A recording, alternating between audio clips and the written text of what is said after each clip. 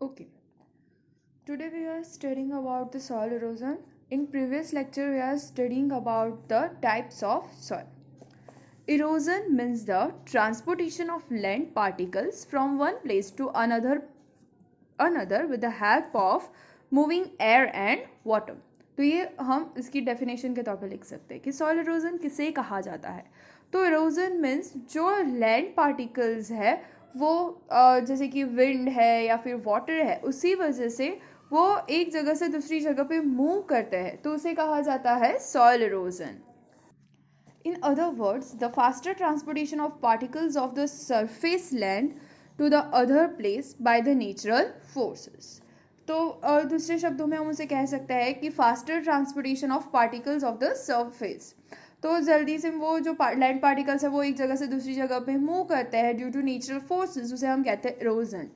It take many years to form the upper layer. बहुत सारे साल लग जाते हैं अपर लेयर फॉर्म करने में. If the soil particles are carried away because of the heavy rain or by a stormy wind, the agriculture production decrease.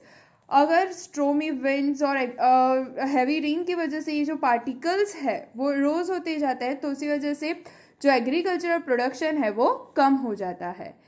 It is extremely necessary to maintain this upper layer for agriculture. तो उसी वजह से हमें जो upper layer है उसे maintain करना ज़रूरी है. किसके लिए? एग्रीकल्चर के लिए. So the soil erosion would be prevented. तो उसी वजह से हमें सॉइल इरोजन को प्रिवेंट करना है. किस तरीके से कर सकते हैं? मेजर्स: कंट्रोल ग्रेजिंग एक्टिविटीज़, जो चराने जाता है वो कंट्रोल करना चाहिए. Plantation should be carried out on a counter method of slopy region. Counter region यानी कि जो वो टेरेस फार्मिंग और जो काउंटर मेथड है. तो काउंटर मेथड में क्या होता है, तो वो एक स्टेयर्स के जैसा बनाया जाता है जहाँ पे स्लोपी रीजन होते हैं वहाँ पे, ताकि वो जो पानी है वो पानी स्लोप है तो वहाँ पे नीचे जाता जाता आएगा, तो हर एक प्लांट को वो पानी मिलेगा. आपको यहाँ पे टेरेस गार्डनिंग का पिक्चर दिया है. काउंटर फार्मिंग भी कुछ इस तरीके का ही होता है. फिर है plant trees in fallow land. Fallow land यानी कि बंजर ज़मीन में हमें ट्रीज ग्रो करने चाहिए. Construct check dams where there are streams. Check dams बनाने चाहिए जहाँ पे स्ट्रीम्स है. Cultivate very deeply in the fields to reduce the speed of water.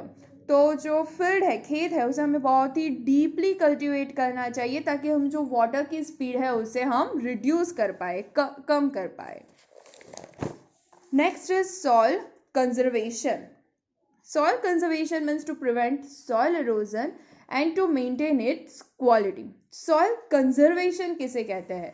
तो जो soil erosion है उससे prevent करने का और उसकी जो quality है उसे maintain करने का. Soil conservation is directly connected with the retain the soil particles at their original place. Different remedies are used at different places in the world according to its location and problems. different remedies है वो इसके लिए use की जाती है. If the soil is not conserved, then there is the chances of flood which enhance the risk against the life and property. Thus, the conservation is very much necessary. अगर conservation हमने नहीं किया तो वो हमारी लाइव्स और property के लिए बहुत ही ज़्यादा डिस्ट्रक्शनफुल है. रेमेडीज़ हम किस तरीके से सॉइल को कंजर्व कर सकते हैं? First, the roots of forest cover hold up the soil particles. तो ज़्यादा से ज़्यादा फॉरेस्ट ग्रो करने चाहिए. उसी वजह से जो रूट्स है वो क्या करेंगे, जो सॉइल पार्टिकल्स को होल्ड कर पाएंगे. Plant trees in the river, George's and mountain slopes.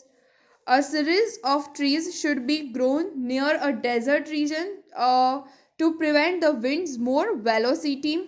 It will stop the advancing desert. तो जो डेजर्ट एरिया है उसके सराउंडिंग्स में हमें ट्रीज को ग्रो करना चाहिए ताकि वो जो डेजर्ट है वो जो स्प्रेड होता जा रहा है वो कम हो पाए. The river floods